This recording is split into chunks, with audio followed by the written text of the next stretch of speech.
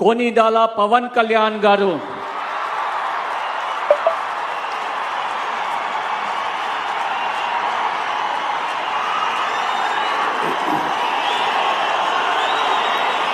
నేను